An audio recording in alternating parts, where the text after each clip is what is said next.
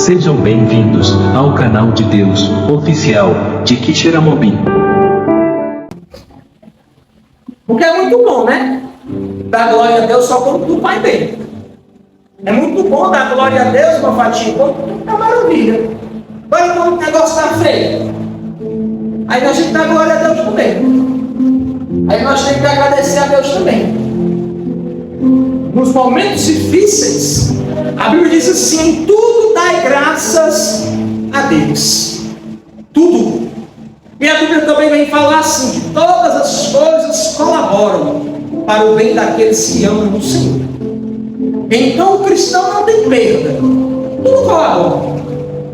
Tudo é para a glória de Deus. Amém? Tudo na vida do cristão é para a glória de Deus. Nós lemos esta noite no Evangelho segundo escreveu João, capítulo 1, que nos fala sobre o Verbo. Amém? Que diz que no princípio o Verbo, no princípio era o Verbo, e o Verbo estava com Deus. E o Verbo era quem? Deus. Está dizendo o que é o princípio? Quando Deus, lá no livro de Gênesis, com Valdemar, diz que a terra ela era vazia. Ela era vazia, a terra. Ela não tinha nada, apenas água e escuridão. E a Bíblia diz que Deus, certa feita, irmã Deus, resolveu criar. Deus já havia criado os céus, os seus anjos, mas Deus resolve descer a terra e criar.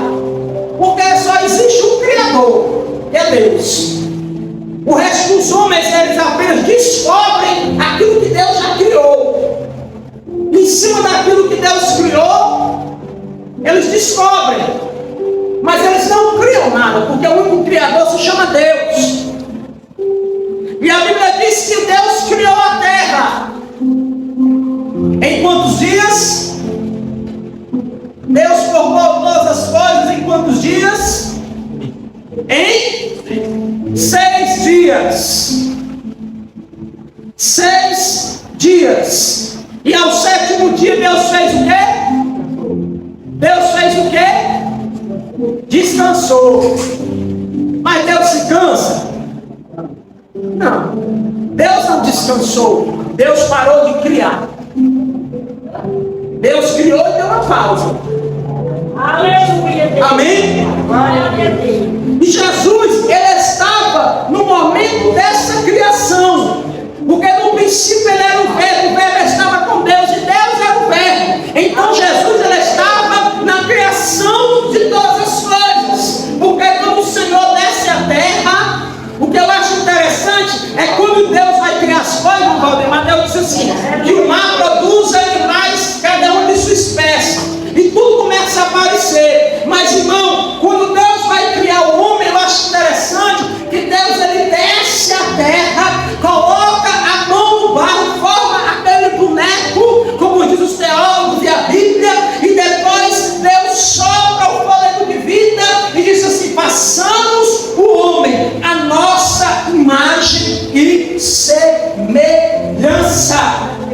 Amém? Ou seja, essa pessoa que está sentada do seu lado, essa pessoa bonita que está ao seu lado, ela é a semelhança de Deus. Aí você vai dizer assim para mim: irmão, mas que tipo de semelhança? Não é semelhança física, entenda. A semelhança de Deus são atributos que Deus deu ao homem, que é o que? Caráter. Que é o quê? Condição de discernir as coisas. Então o homem recebe características de Deus. Amém?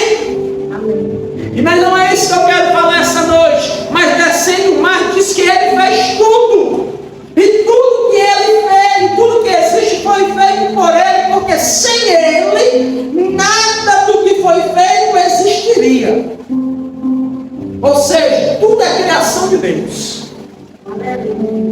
Amém? Amém. Mas não é aí que eu quero pregar essa noite. Aí a Bíblia diz assim: todas as coisas foram feitas por Ele, e sem Ele nada do que foi feito se fez. Nele estava a vida. Não existe vida sem Jesus. Não existe. Aí você vai dizer assim para mim: ah, mas eu não estou vivo. Para Deus não.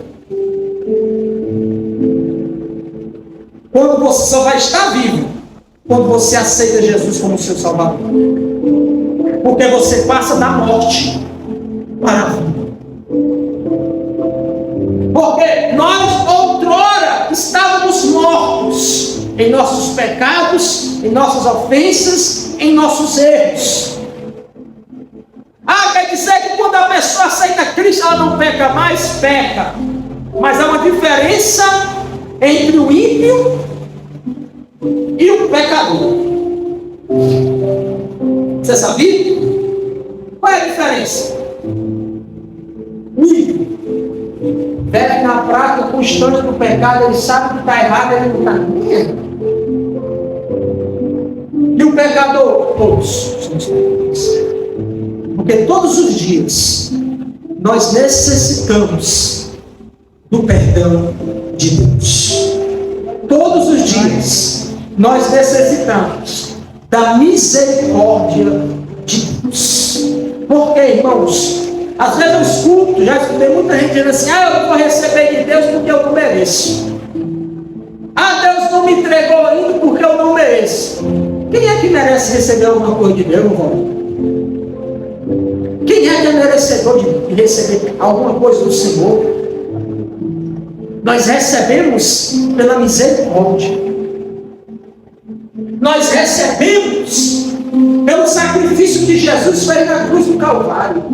Não é porque nós merecemos, não é pelos nossos méritos, mas é pelo aquilo que Ele já fez. É por isso que nós somos abençoados. Não é por aquilo que nós fizemos, mas por aquilo que Ele já fez. Amém? Aí, ó, versículo 12, versículo 11: veio para que eram seus. Você sabia, irmãos, você sabia que Jesus não veio para nós? Jesus não veio para nós. Jesus veio para os judeus. Porque a promessa, ela era para eles. Só que o Senhor já sabia que eles não iam receber. Como eles não receberam, aí ele disse assim: mas todo quanto receber, Deus deu o poder de serem feitos filhos de Deus. Todo quanto o recebe. Todo homem, ele é criatura de Deus. Ele foi criado por Deus, mas ele só passa a ser filho de Deus quando ele recebe Cristo como seu Salvador. A pessoa diz assim: mas eu sou filho de Deus. Se não receber, não é. É criatura. Filho da ira. Os quais não nasceram do sangue, nem da vontade da carne. Você sabe por que está escrito assim? Não nasceram do sangue, nem da vontade da carne. É porque nós não temos linhagem abraâmica. Pelo menos a maioria aqui não tem sangue judeu. Que às vezes a pessoa tem e nem sabe. Então nós não nascemos nem da carne, nem do sangue, e nem da vontade do homem, mas do Espírito de Deus. Então nós que estamos aqui essa noite, nós tivemos um grande privilégio, que foi o quê? Que foi receber Cristo como nosso Salvador. Por quê? Porque, irmãos, hoje nós estamos aqui, amanhã nós não sabemos. Nós estamos em uma grande fila para a eternidade.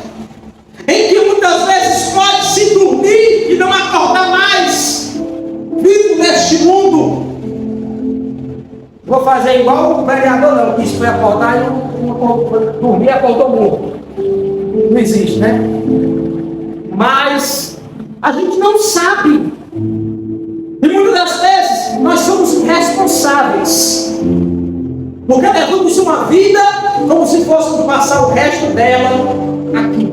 A eternidade fosse aqui. Que aqui nunca fosse acabar. E às vezes nós se prendemos às coisas desse mundo.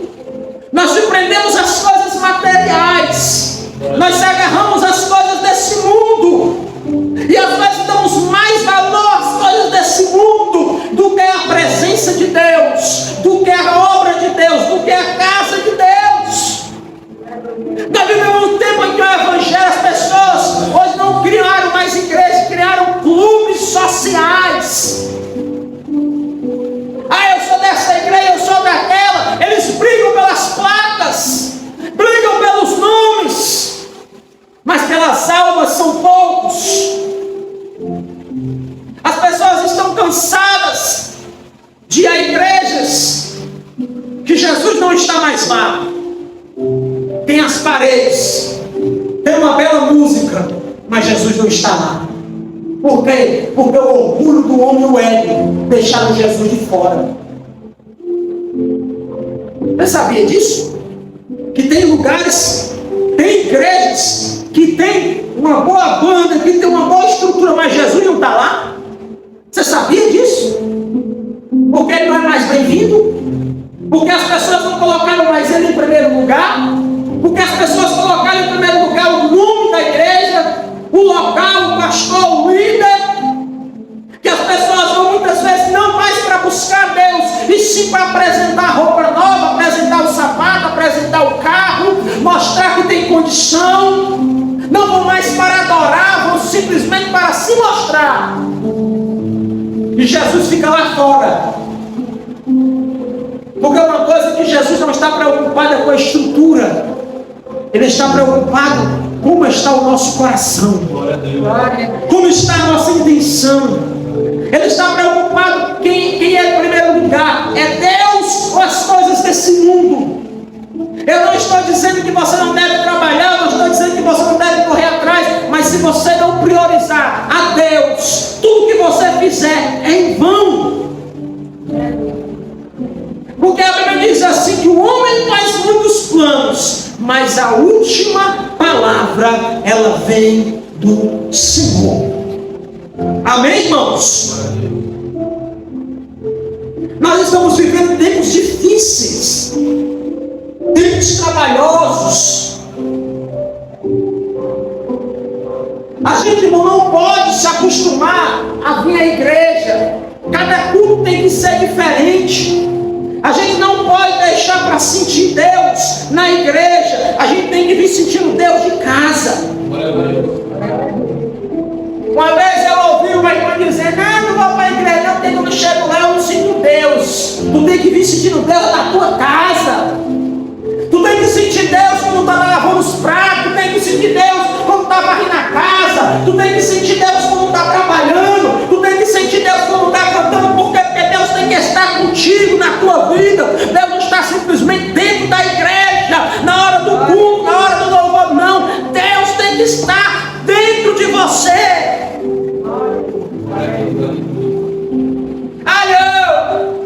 Eu chego no culto, não sinto Deus. Em casa também não sente.